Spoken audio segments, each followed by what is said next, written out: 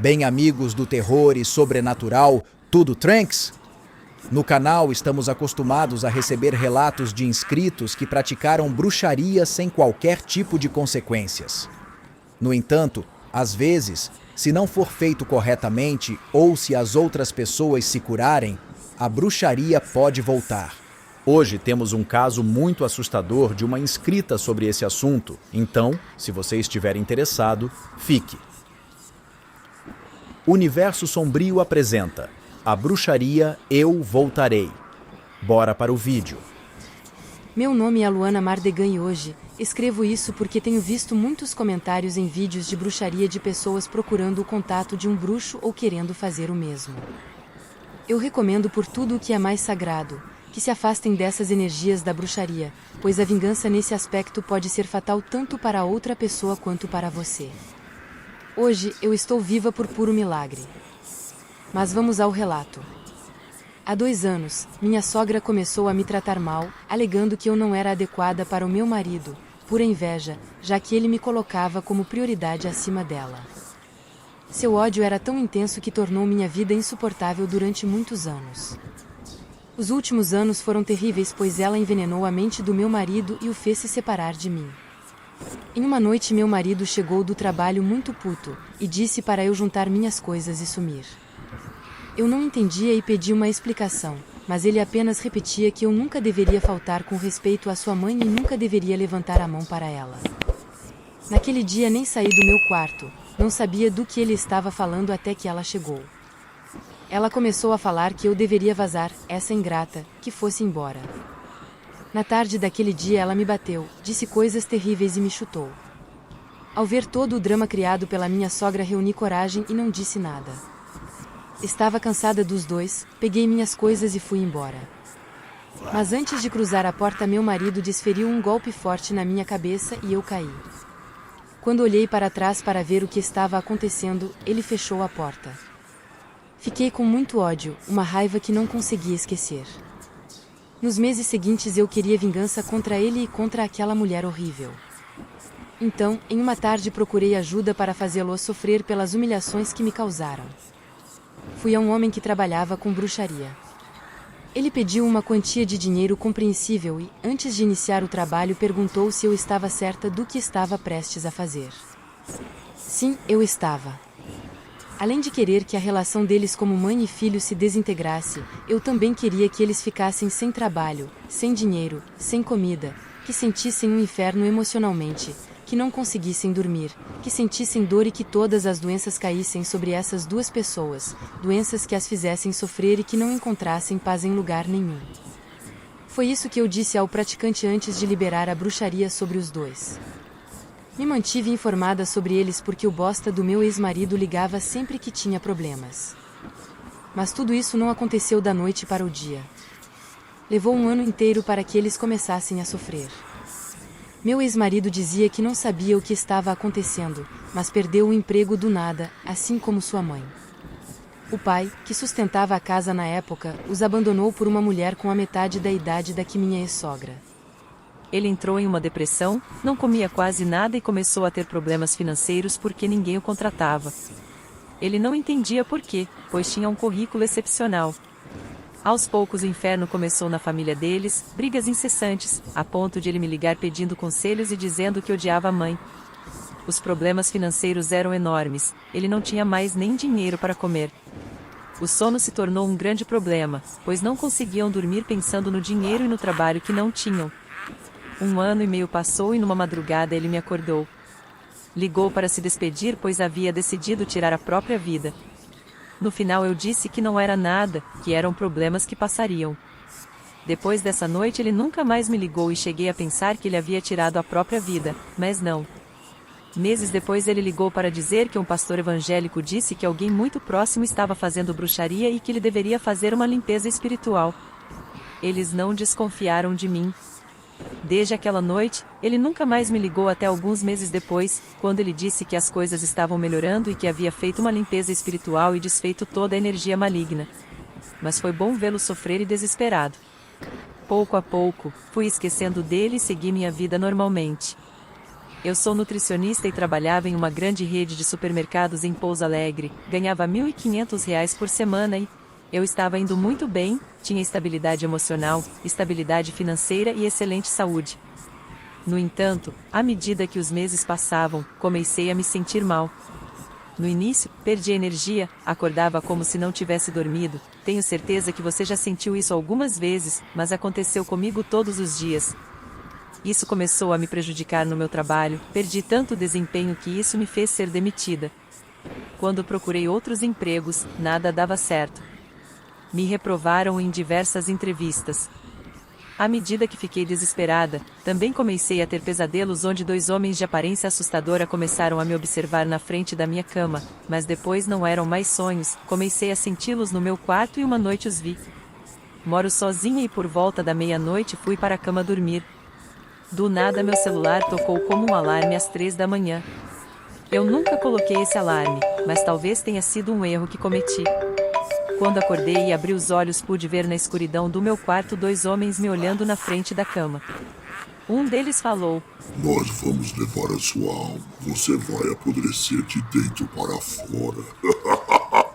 O que eu fiz foi gritar e me cobrir com as cobertas igual uma menininha. Parei e liguei a luz. Quando olhei para meu rosto novamente, essas entidades não estavam mais lá, mas eu não conseguia dormir enquanto as noites passavam. Uma tarde, enquanto eu cozinhava, esqueci tudo o que estava vivenciando e estava até cantando alegremente.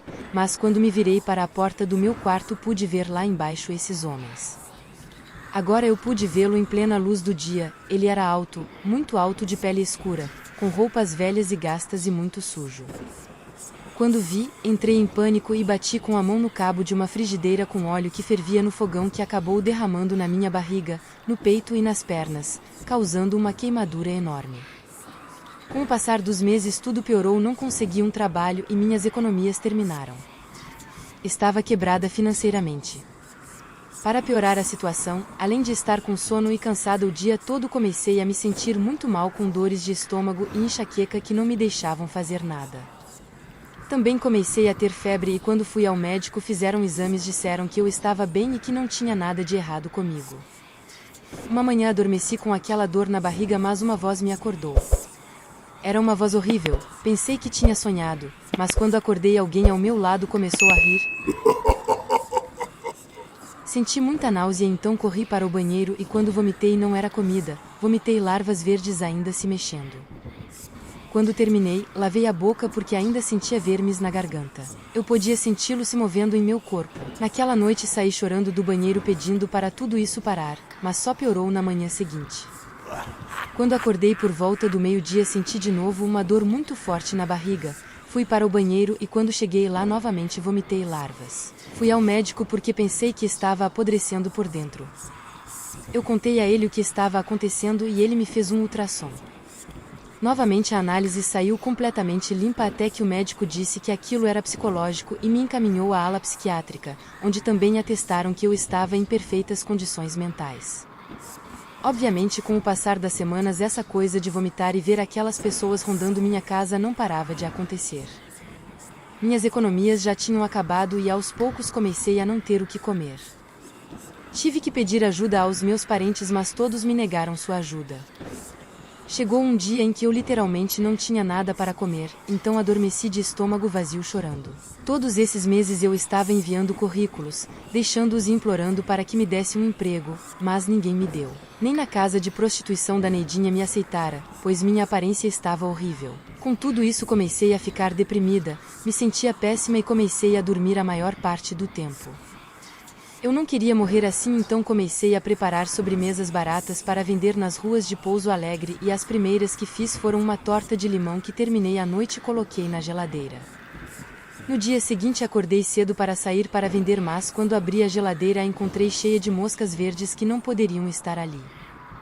Mesmo assim elas tinham que estar mortas e congeladas, mas a maioria saiu quando eu abri a porta.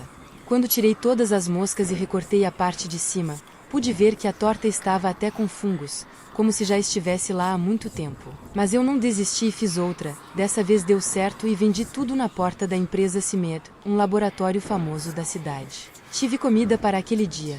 Depois de 2 dias me alimentando com tortilhas duras fritas, quando pensei que tudo estava melhorando, as noites se tornaram terríveis.